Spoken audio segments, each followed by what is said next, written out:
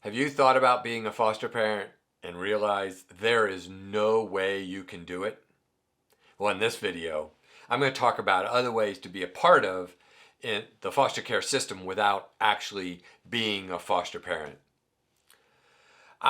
If you've watched my entire series that I've done through my book, there are probably, if you've watched all the videos, there have probably been multiple times that you've thought to yourself, there's no way I could do that.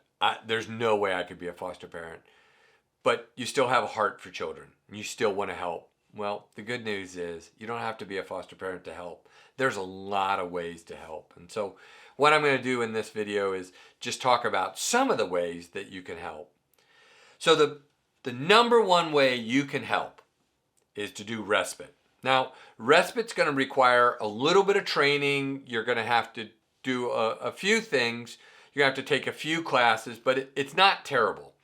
And so what is respite? Well, respite is, in a sense, being a babysitter in a lot of cases overnight. So respite is a predetermined amount of time that you're going to watch some children. You say yes or no. Most of the time, respite, I would say the majority of the time, respite is between 1 and 3 days long. The second group is 1 week. And that's vacation. So somebody wants to go on vacation, but they can't get permission to take their foster children, or they don't want to take their foster children because they just need time to re-energize, and so they're going to go on vacation, and they need somebody to watch them for a week. And so, again, 1 to 3 days is the biggest, and then 1 week. And respite in my state can go up to 14 days. After 14 days, there's all sorts of rules in place, and so it can extend past 14 days. But here's the cool part about respite. You know what the ages of the child are. You know how long the time is. So you know it's 1 day or 2 days or 3 days. And so it's a great way that you get to do it, but you're more like grandpa and grandma instead of mom and dad, meaning you don't have to worry about every single rule. You don't have to worry about all of the nuances. Your job is just to care for them for that short period of time. You get to enjoy them, and then you send them home. And my wife and I, we've since given up our license after we adopted. We adopted our girls, and then we took another placement, and we realized that was creating some trauma within our adopted children now, and so we decided to give up our license. But we thoroughly enjoy doing respite, so that's what we do now. Is we do lots and lots of respite, and so it's a lot of fun, and it helps out the foster parent tremendously. It gives the foster parent a break. You get to be grandpa and grandma, and life is awesome. So if you're thinking about, I can't be a foster parent, but I'd really like to help, respite is number one. Get with a local agency, get with your local county, tell them that you're interested in doing respite. They'll tell you what the rules in your state are as far as it, but again, it's a minimum amount. You'll have to get, in most states, you have to get a background check done, you have to get your fingerprints done, and you have to take a couple classes, but it's not bad. It's just a little bit of stuff, but it's not near what you have to do to be a foster parent. And so, in our state, there's a thing called prudent parenting that a foster parent can do. And so most of what we do respite for is for foster parents that have been approved for prudent parenting. And so that eliminates a lot of the rules. So that's pretty cool too. But respite's number one. Number two, my wife became a CASA. So what's a CASA? A CASA is a court-appointed child advocate. And so what does a CASA do? Well, a CASA meets with all the parties about twice a month.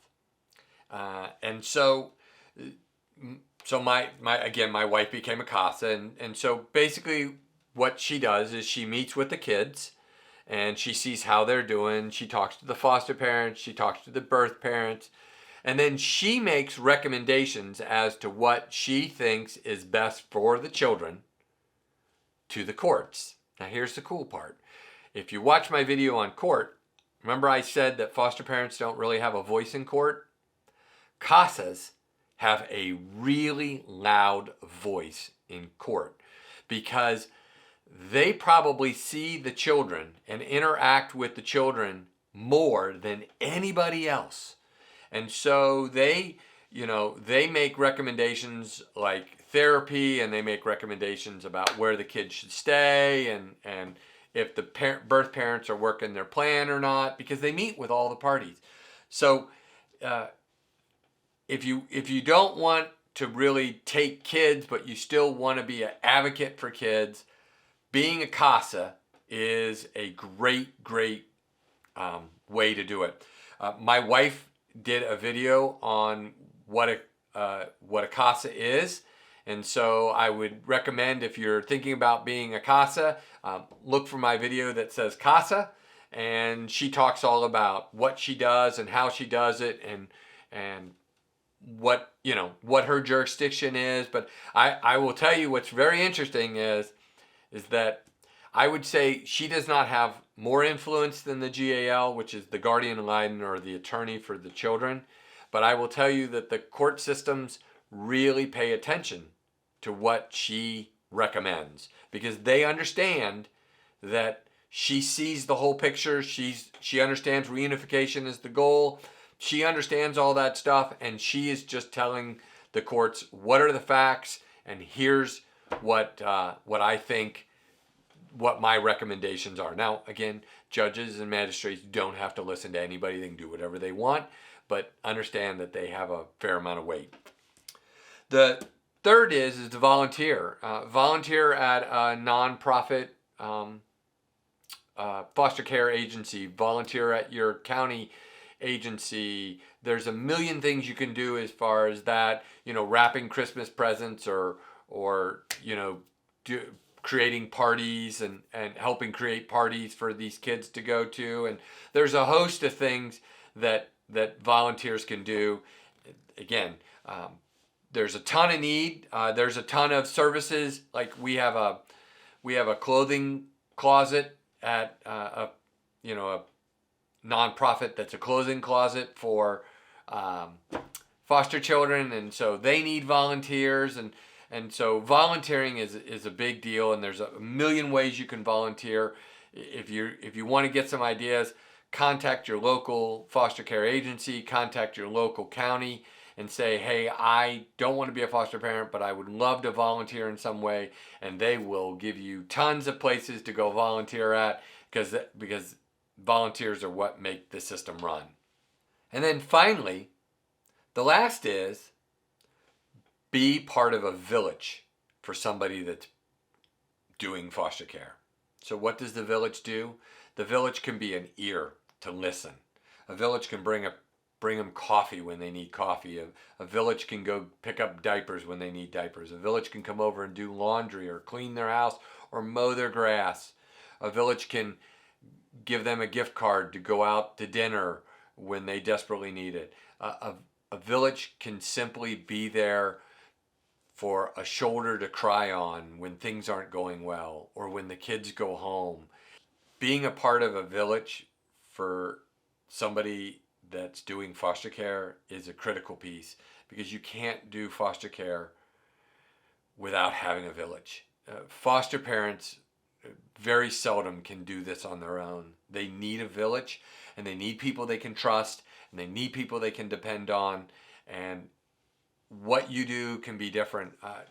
It's amazing the number of people I talk to, and they'll say, I was having a rough day, and somebody from my village sent me a text and said, hey, I went to Starbucks, there's a coffee on your front porch.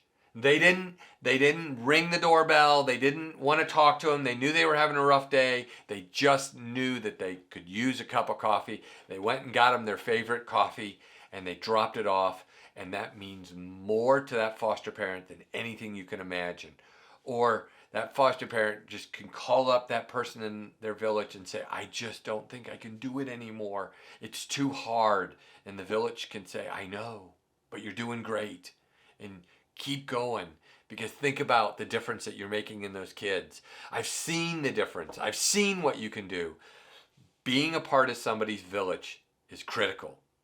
So understand these are just a few ways to be involved without actually being a foster parent. So if you don't feel like you can be a foster parent, I applaud you. Thank you, because I wish more people would say, I can't do this before they do it, because that's actually being brave. But you still want to be a part of the foster care system. These are a few ways. There's plenty more. But I love the fact that you still want to be a part. I hope you found this helpful. And if you did, please give me a thumbs up. Maybe think about subscribing. I'm constantly updating videos to try to help make you the very best foster parent you can be. Have a great day.